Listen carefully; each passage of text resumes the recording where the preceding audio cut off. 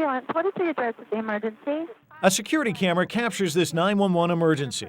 A man suffering from sudden cardiac arrest is given CPR. 1, 2, 3. He's shocked with a defibrillator. Deliver shock now. He survives. Analyzing heart rhythm. In many ways, he's the exception, not the rule. Every year, 250,000 people across the country suffer sudden cardiac arrest. Yet the nation's EMS saves only about 5% of them. So what happens when you dial 911?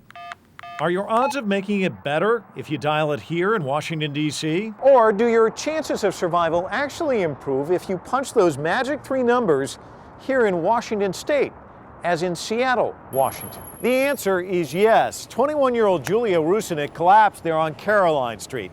She was jogging on this D.C. sidewalk. She could have been saved if she'd gotten CPR and a quick shock from a defibrillator within 6 minutes. That shouldn't be a problem. The firehouse is less than a block away. They could have walked over here in less than 6 minutes, but that's not what happened. The ambulance crew was going off duty. They didn't want to make the run. The oncoming crew took their time. Julia would wait 12 minutes for a defibrillator. By then, it was too late. I can't imagine how good an evening that person that refused to go because his shift was ending had to make up for our tragedy. I don't know how wonderful were the things that he was rushing to allow a young girl to die or any person to die. If Julia had fallen on a Seattle sidewalk, her chances of survival would have improved dramatically. Seattle's system is one of the finest in the country. When it comes to sudden cardiac arrest, almost half of the people with the best shot at survival are revived.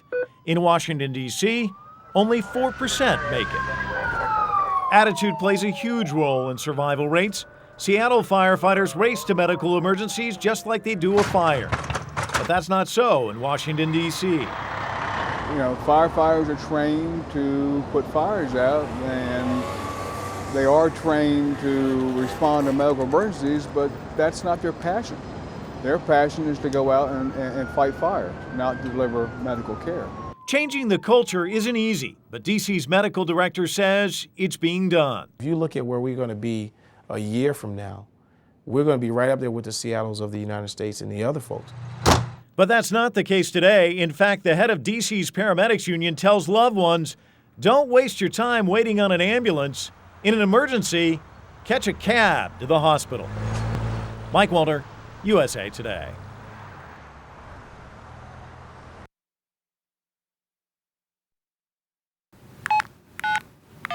When you punch 911, you expect the ambulance driver to punch it too. Medic 1, okay?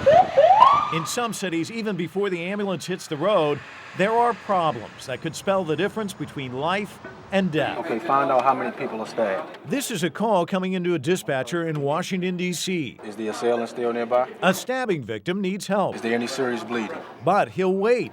The dispatcher hits the wrong button on his computer, so the call is never routed to the person who actually dispatches ambulances. Okay, we're going to send an ambulance as soon as possible. Ambulances are sent, Medical local engine 24 and ambulance 30 respond. but none of the ambulances were coming here to 22nd in Savannah, where the stabbing victim waited for help. Luckily, he survived, but he'd have to wait quite a while. It took dispatchers 12 minutes to figure out that they hadn't even sent an ambulance. How did they realize their mistake? We told them about it. We showed this tape to D.C. Medical Director Fernando Daniels. That should be happening now. But it does, and here's another problem.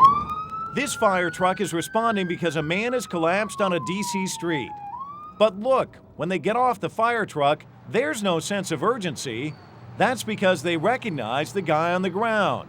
This is the second time he's passed out and fallen off his bike. He's back on the ground again, and here we are taking the piece out again to come down to see another guy who's, wasting our taxpayers' money.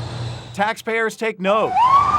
Now an ambulance has arrived. So this wasted call ties up one engine company and an ambulance. This ambulance is being held up right now. Someone else may need it somewhere else in the city.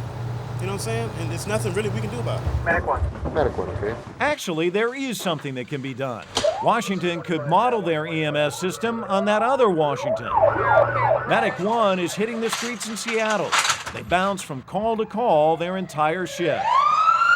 But in Seattle, there are no wasted calls. If medics determine there isn't a medical emergency, they're back in service. We don't believe this to be a life-threatening problem, so we're going to call an ambulance and get him sent on up to Virginia Mason. A private ambulance firm transports patients. Recently developed a productive cough with yellow, thick sputum.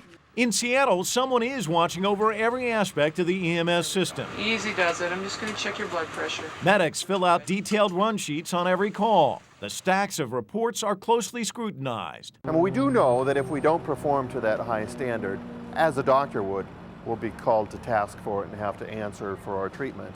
Bad response times and other mistakes simply are not tolerated. It's not rocket science, but it's hard work. Every day we ask ourselves the question, what can we do to improve? The result in Seattle, every day they're improving. If you go down in this city with a life or death emergency, help's on the way. But if you need help in that other Washington, chances are a host of problems could prevent the ambulance from ever reaching you in time. Mike Walter, USA Today.